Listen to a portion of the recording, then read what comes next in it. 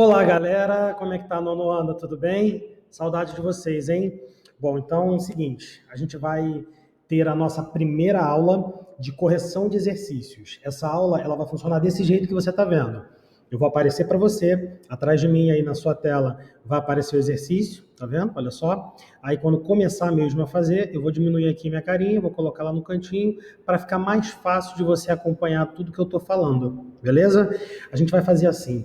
Toda quarta-feira a gente tem uma live, uma aula ao vivo, que você vai participar junto comigo, com quadro, com tudo funcionando, como se fosse uma aula normal mesmo.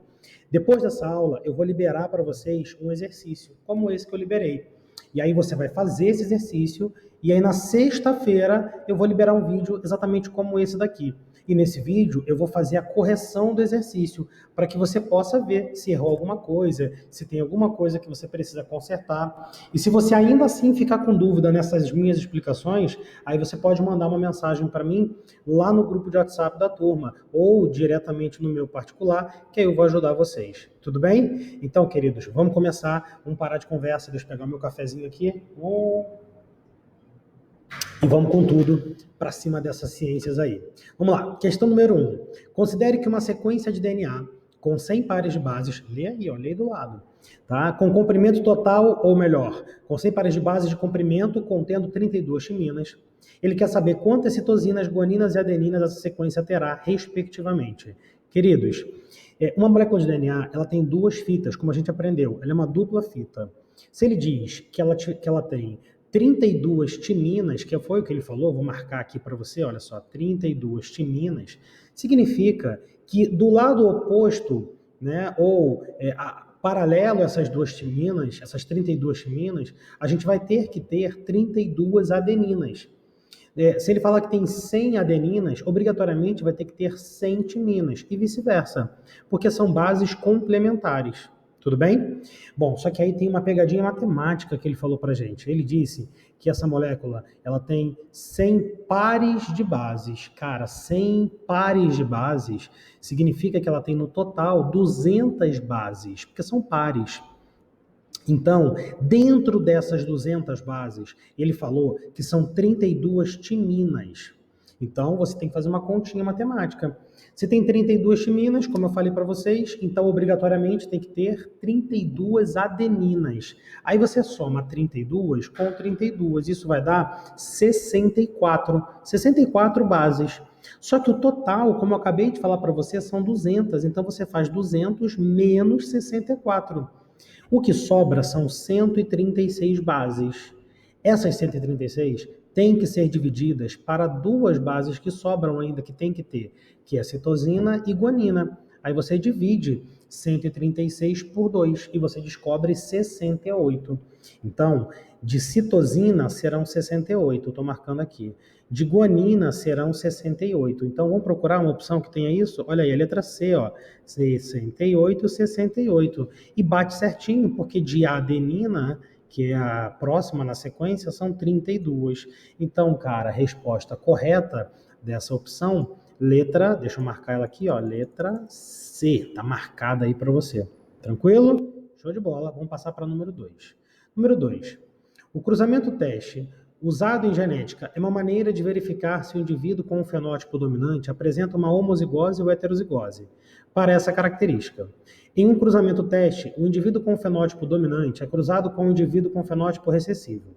Se o indivíduo testado apresenta heterozigose, a proporção fenotípica dos indivíduos resultante do cruzamento teste é qual? Calma, eu sei que é muito nome nessa pergunta. A gente tem que lembrar daquele exemplo que eu dei do Mendel. Como é que foi aquele exemplo? Ele cruzou ervilhas, né? Amarelas com verdes e verdes com amarelas, etc, etc. E a gente sabe que a ervilha amarela é a ervilha dominante. E a gente sabe que a ervilha verde é a ervilha recessiva.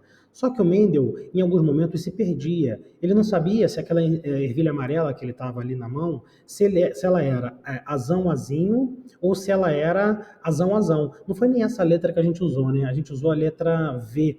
Então era vezão-vezinho ou vezão-vezão. E aí ele precisava, de vez em quando, saber se essa ervilha com fenótipo amarelo, ou seja, fenótipo dominante, era uma ervilha homozigota dominante ou heterozigota.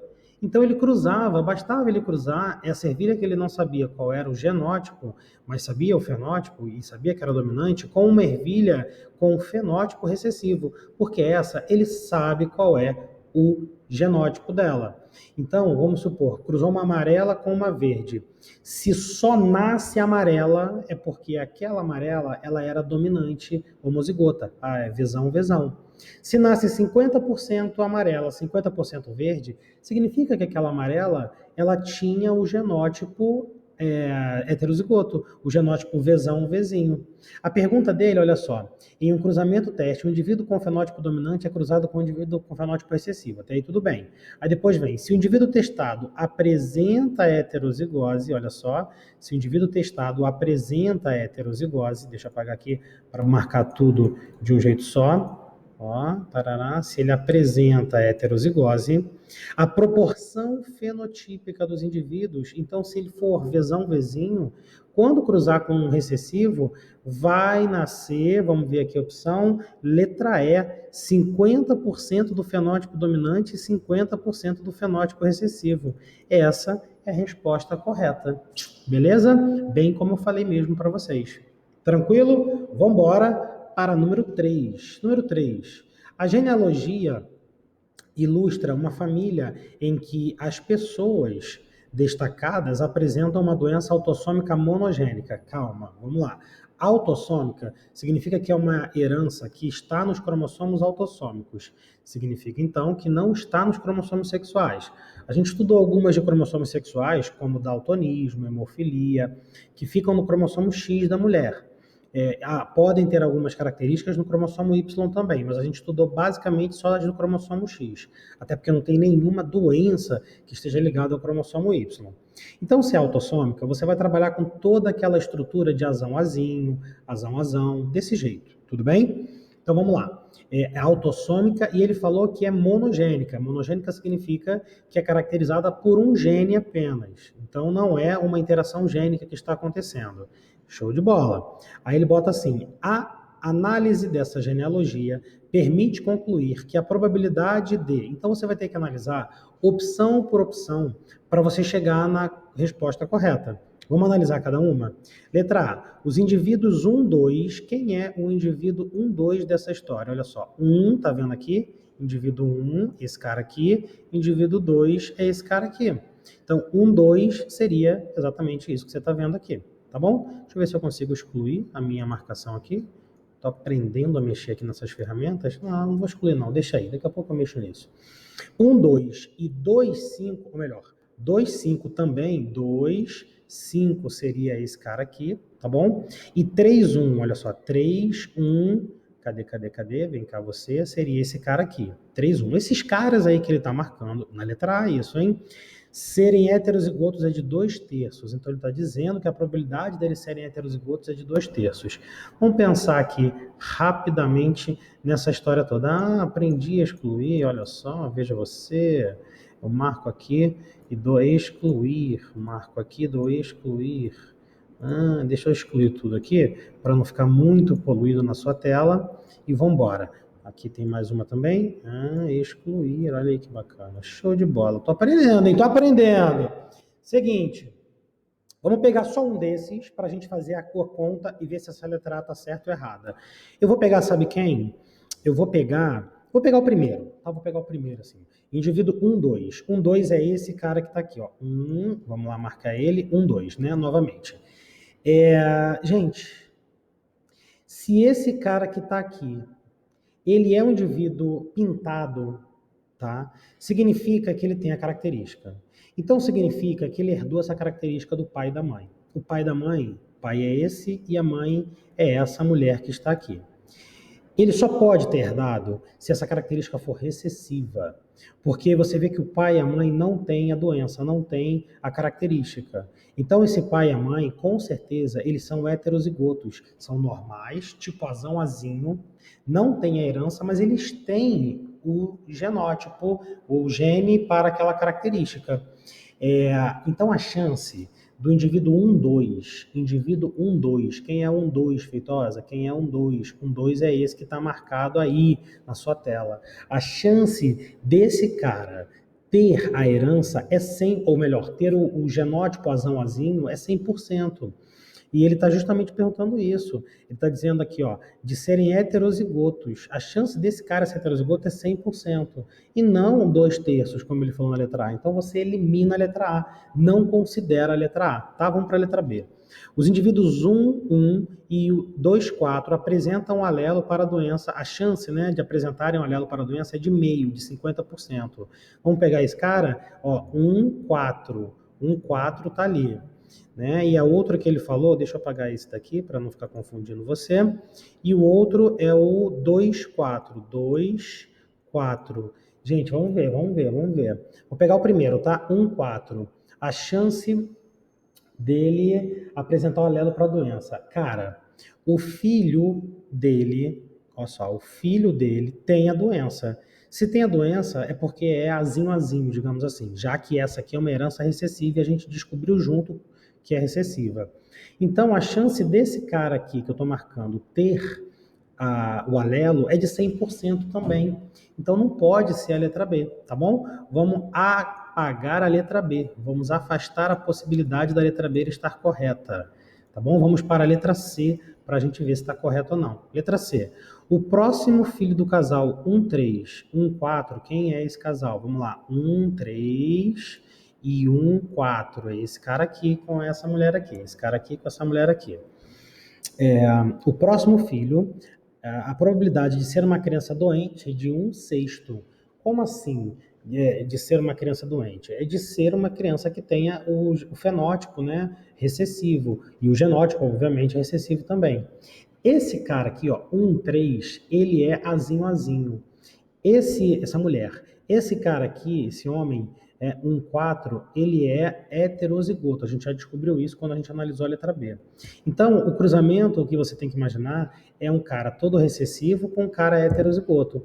A chance deles terem uma criança que seja recessiva, que seja uma criança, né, como ele diz aqui, doente, vai ser de 50%, porque basta que esse daqui doe seu alelo recessivo, ele sempre vai doar, já que ele só tem esse, e esse daqui doe o seu alelo recessivo, e aí a chance é 50% dele doar, porque ele tem um dominante e um recessivo. Então a chance de ser uma criança afetada é 50% e não 1/6, tá bom? Então a gente vai ignorar a letra C, vamos para a letra D. O próximo filho do casal 2, 3 e 2, 4, vamos marcar ele, 2, 3 e 2, 4. Esse aqui é o casal que você está vendo aí. O próximo filho desse casal, de ser uma menina doente, é 1/8. Vamos pensar? Primeiro vamos pensar numa criança doente. Olha para esse casal. Esse casal é um casal que é normal, mas eles tiveram uma criança afetada. Se eles tiveram uma criança afetada, eu posso concluir tranquilamente que os dois são heterozigotos. Os dois são azão-azinho, já que eles não são afetados. Tá? Eles não são afetados e, além de não serem afetados, eles tiveram uma criança afetada. A chance deles terem uma nova criança afetada é 1/4, 1/4. Mas não é isso que está dizendo na letra D. Na letra D, ele está dizendo o próximo filho do casal de ser uma menina e doente. Olha só, vou marcar aqui, uma menina e doente. Então, ele quer uma menina doente. Então, é 1/4 vezes a chance de ser uma menina. Você vai ter que considerar a chance de ser uma menina também. Então, a conta que você vai fazer é 1/4 vezes 1/2. 1/4 vezes 1/2 é só você botar 4 vezes 2, que são os numeradores aqui de baixo. E vai dar 8. Então, é 1/8. Resposta correta, letra D. Tá aí, ó, marcado para você. Tudo bem? Vamos para número 4. O número 4 está lá em cima. Deixa eu puxar minha carinha para o canto esquerdo de vocês. E vamos para o número 4. O gato Himalaia é uma raça de gatos razoavelmente nova no Brasil e no mundo. Ele surgiu na década de 1950, a partir de gatos persas e siameses. Devem ter cruzado esses dois, ok? O resultado foi um animal com o corpo peludo do persa e cores únicas do siamês. É bem bonito esse gato. Se você quiser depois, você pode, no seu arquivo, que você tem também, que eu já deixei no plural, clicar aqui, ó, nessa parte que está aparecendo um quadradinho preto, e você vai direto para a reportagem que mostra essas imagens todas, tá bom? Qual técnica foi utilizada para a criação dessa raça? Gente, Existem várias técnicas que a gente pode executar para trabalhar com genética. Aqui as opções são seleção natural, cruzamento na letra B, clonagem na letra C, na letra D, transferência de embriões. Todas essas são referentes àquele nosso módulo que estudamos sobre biotecnologia, que eu falei algumas situações de biotecnologia com vocês. Nessa daqui, especificamente falando, o cara só pegou um gato de uma raça e cruzou com um gato de uma outra. Ele não fez nenhuma transgenia, ele não mexeu no gene do animal, só foi cruzando. Assim como muitas vezes nós fazemos com plantas ou com até animais também. Então a resposta dessa é letra B, cruzamento. Seleção natural, por exemplo, foi o que aconteceu com o vírus, o COVID-19, que causa a COVID-19. Esse vírus, ele sofreu seleção natural dentro dos morcegos e acabou passando para os humanos quando foi consumido como alimento esses morcegos. Então aí seria seleção natural, tá bom? Seria um exemplo aí bem contextualizado, atual, sobre esse assunto. Vamos embora para número 5, nossa penúltima questão de hoje. Um dos conceitos utilizados para a compreensão de genética diz que a propriedade de um alelo de produzir o mesmo fenótipo, tanto em condição homozigótica quanto em condição heterozigótica, é causada por um gene o quê? Por um gene o quê? Olha, ele está querendo dizer o seguinte, vou marcar para vocês aqui, ó, a propriedade de um alelo produzir o mesmo fenótipo. Como assim?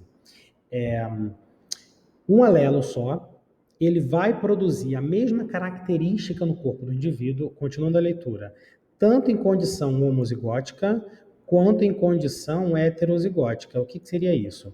Seria um alelo que basta ele aparecer uma vez, né? A gente sempre tem 2 alelos de todos os genes. Basta ele aparecer uma vez que ele vai obrigatoriamente fazer aquela característica de fato se expressar. Isso acontece quando a gente está tratando de um alelo dominante. Por exemplo, se você tem um alelo azão para albinismo, você não vai ser albino, mesmo que você tenha um outro alelo que seja azinho, e aí você seria heterozigoto. Agora, se você tem azão, você também não vai ser albino. Então você perceba que somente um alelo azão já é suficiente para expressar a característica não albino. Isso só acontece porque ele é dominante. Então a resposta dessa número 5 é a letra B de bola. Tudo bem? Vamos para a nossa última questão de hoje, que é a questão número 6. Cadê? Tá aqui, ó. Questão número 6 já está aparecendo na sua tela. Veja você que aqui a gente tem um cromossomo, aqui a gente tem outro cromossomo, ok? Aqui mais um cromossomo, opa, e fica reto, que maneiro, outro cromossomo, tá? Aqui a gente tem outro cromossomo, beleza? Tem 4 cromossomos mostrados aí na tela para vocês. Esses cromossomos, eles têm aqui umas letrinhas do lado que são os alelos que estão sendo marcados. Nesses 2 cromossomos aqui, eles são chamados de cromossomos homólogos. Você tem o gene A. Então tá aqui, ó, azão, azinho. Então para o gene A, esse cara é azão, azinho, heterozigoto. Para o gene B, ele é bezão, bezinho. Para o gene E, heterozigoto. Para o gene F, também é heterozigoto. Já interpretamos a imagem, vamos embora para a opção, para as perguntas. A imagem representa a localização de 4 pares de genes. 4 pares de genes significa que são 8 alelos, né? Então, 1, 2, 3, 4, 5, 6, 7, 8, certinho. E aí ele bota aqui quais são os 8 alelos, os 4 genes envolvidos. Expressando 3 características distintas. Característica X, está aqui, ó, característica Y, característica Z. Observe que o gene A, só ele, é responsável por fazer a característica X aparecer. O gene B, só ele, é responsável por fazer a característica Y aparecer. Agora, o gene E mais o gene F, juntos fazem a característica Z. Guardou tudo isso? Vamos embora. E distribuídos em 8 cromossomos autossômicos diferentes. Considerando a informação da imagem e os conhecimentos pertinentes do tema, é correto afirmar o que? Letra A. As características X e Y são determinadas por uma herança do tipo ligação fatorial ou linkage. X e Y, cadê? X e Y, não. Linkage, a gente não aprendeu ainda, mas eu ajudo você. É quando você tem genes que estão ligados no mesmo cromossomo. É como se, por exemplo, o gene A estivesse aqui, como você está vendo, beleza? E aqui assim, ó, a gente tivesse um outro gene, tivesse o gene B, o gene E ou o gene F, que não é o caso, tá bom? Não é o caso. Eles não estão em cromossomos iguais, esses genes. São 4 genes que estão em 4 cromossomos diferentes, ok? Letra B. Os pares de genes Ezão, Ezinho, tá aqui, ó, Ezão, Ezinho, beleza? E Fzão, Fzinho, tá aqui, determinam uma herança do tipo interação gênica, olha aí, estou gostando dessa opção, por estarem envolvidos na expressão de uma mesma característica genética. Adorei essa opção, tá aí, ó, uma mesma característica genética. Resposta correta, letra B. Vou marcar ela aqui bem forte para você, beleza? E é isso, minha galera. A gente acabou de ter, então, a nossa primeira aula de correção de exercícios, nosso gabarito comentado, e você vai sempre ter, como eu já expliquei, quartas-feiras live comigo, ao vivo, direto da sala de aula, e nas sextas-feiras um vídeo como esse daqui, para que você possa fazer, né, ver o que você errou no seu exercício. O importante é que entre a live de quarta, opa, bati no microfone, entre a live de quarta e a aula de exercício de sexta, você faça esse exercício, que sempre vai estar disponível logo após a aula de quarta, no plural para vocês. Tudo bem? Então, queridos, muito obrigado, tá, por vocês terem acompanhado até aqui. Aproveitem esse tempo de quarentena para continuarem estudando e estaremos juntos em breve, tá bom? Um grande abraço, meu Diego Feitosa, para todos vocês da 901. Tchau, tchau.